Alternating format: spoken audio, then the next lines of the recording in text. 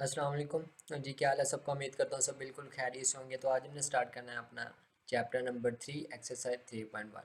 तो चैप्टर का नाम है सबसे पहले आपके पास वेरिएशंस। तो उसके बाद एक्सरसाइज 3.1 है। तो उसमें हम सबसे पहले क्वेश्चन नंबर 1 देखते हैं बगैर किसी टाइम ज़ाया किए। तो उसकी स्टेटमेंट वो क्या कहते हैं? कहते हैं एक्सप्रेस दी फॉलोइंग कि आपके पास कोई उसने क्वेश्चन दिए हुए हैं।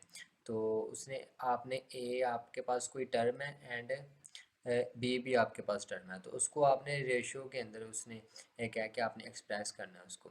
ठीक है, as a function in is simplest, मतलब कि उसको सिंपलेस्ट मतलब उसको यहाँ तक आपने सॉल्व कर लेना कि आप उसके बाद उसको सॉल्व ना कर सके। सिंपलेस्ट का यही मतलब होता है। ठीक है, तो सबसे पहले आपको रेशियो को पता होना चाहिए कि रेशियो हमारे पास क्या होती है। तो सबसे पहले पहली बात बता दूं कि आपको ये जो साइन होता है आपके पास, ये रेशियो का साइन होता है। ठीक है, एंड कोई भी दो टर्म को हम रेशियो से लिखना चाहें तो हम इस तरह को लिख सकते हैं। और इसकी दूसरी फॉर्म अगर हम बनाएं यहाँ से तो उसको हम डिवाइड की सूरत में भी लिख सकते हैं। ठीक है, तो ये पहली बात हो गई। और रेशियो क्या होती है हमारे पास?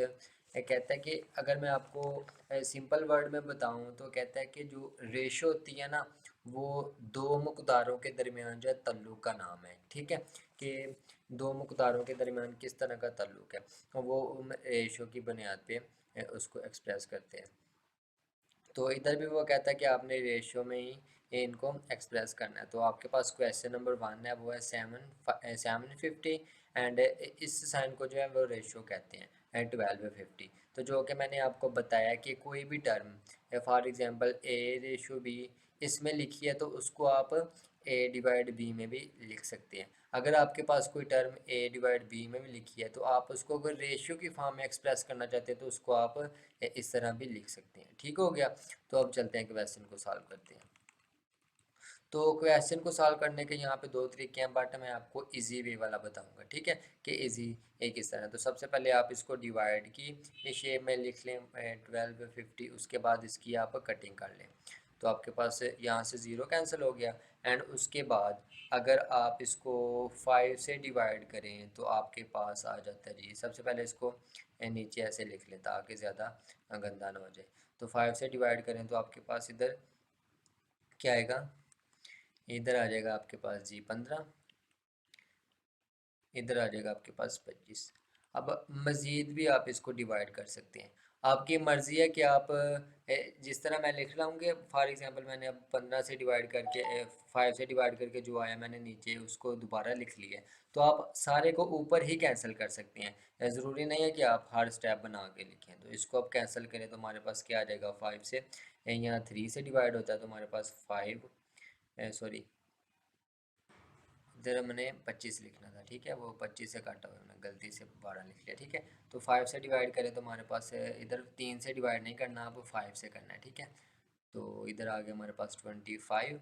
तो अब 5 से डिवाइड करें तो हमारे पास इधर 3 एंड इधर हमारे पास आ जाता है 5। तो हमारे पास क्या आ गया? 3/5। तो उसने क्या कहा था कि आपने इसको सिंपलेस्ट फॉर्म में लिखना है। तो अगर आप इसको इस फॉर्म में लिखें फिर भी सही है, अगर आप इसको रेशियो की फॉर्म में लिख दें इस तरह तो फिर भी सही है। तो यहाँ तक ही था आपका क्वेश्चन। तो ये एक शॉर्ट क्वेश्चन है, तो देखते हैं इसके मज़ीद अगले पार्ट्स। तो ये रहा इसका पार्ट नंबर 2। तो यहाँ आपको मैं एक और चीज़ भी बताऊंगा जो कि मैंने आपको क्वेश्चन नंबर 1 में नहीं बताई, क्योंकि वहाँ पार्ट नंबर 1 में नहीं बताई क्योंकि वहाँ पे वो बताना बनती भी नहीं थी, क्योंकि वहाँ पे कोई ऐसी चीज़ हमारे पास कोई कंडीशन आई भी नहीं थी। अब आप देखें कि आपके पास इधर भी उसने आपको दो टर्म्स मतलब कि दो नंबर्स दे दिए हैं। एक आपके पास है 450 सेंटीमीटर 450 सेंटीमीटर एंड एक आपके पास है 3 मीटर्स।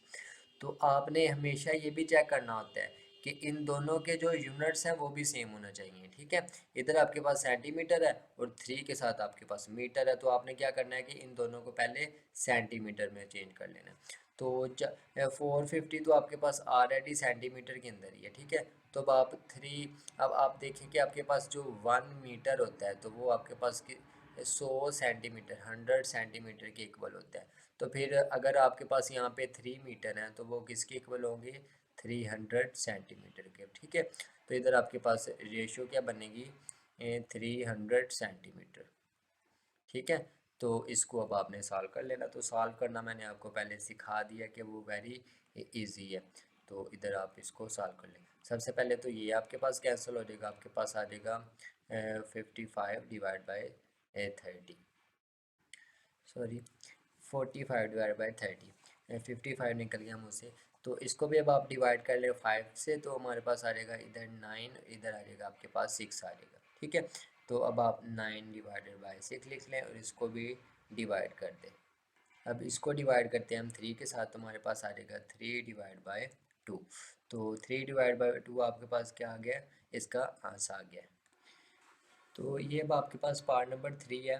तो यहाँ पे आपको एक और नई चीज़ देखने को मिलेगी, तो इसका थोड़ा सा हम रफ अमल पहले कर लेते हैं, ठीक है। इसको रफ में मैं आपको समझाना चाहता हूँ पहले।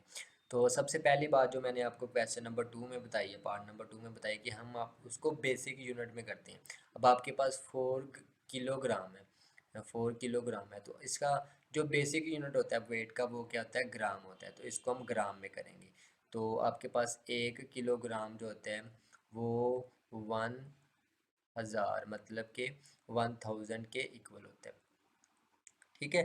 तो यहाँ आपके पास आ गया जी 4000 ग्राम, ठीक है। सबसे पहले आपके पास नंबर सॉल्व हो गया। अब दूसरा नंबर जो है उसमें आपके पास है 2 किलोग्राम एंड 750 ग्राम्स।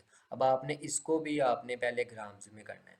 तो यहाँ पे आपके पास 2 ग्राम्स है, तो उसका आपके पास क्या आ गया, 2000 ग्राम्स। तो इसका पास और 750 ग्राम भी है। तो जी ओनली GM लिख लें या जी लिख लें, तो उसका मतलब ग्राम ही होता है। तो इसके पास अब 2750 ग्राम है, तो टोटल इसके पास क्या हो गए, 2750 ग्राम्स हो गई इसकी। तो आप इन दोनों को रेशो की फॉर्म में लिखें, तो आप किस तरह लिख सकते हैं, 4000 रेशो 750, इस तरह, ठीक है। तो अब इनको आप सॉल्व कर लें। तो यहाँ पे आ गया हमारे पास तो 7, ठीक है। सबसे पहले आप इस 0 0 को कैंसिल कर दें, ताकि आपके पास जो एक कटिंग है वो इजी हो जाए आपके पास। तो अब इसको 5 से कैंसिल करते हैं, तो हमारे पास आ जाएगा, इधर आ जाएगा हमारे पास 80 एंड इधर हमारे पास आ जाएगा 55, ठीक है। तो ये आपने कैलकुलेटर यूज़ करके आप इजीली इनकी कैंसिलेशन कर सकते हैं, या आपको ज़ुबान नहीं आती है तो आप इजीली फिर भी कर सकते हैं। तो इधर फिर हमारे पास ये एक दफ़ा 5 से ही कैंसिल हो रहा है, तो हमारे पास क्या आ जाएगा, इधर हमारे पास आ जाएगा जी 16 एंड इधर आ जाएगा हमारे पास 11, ठीक है।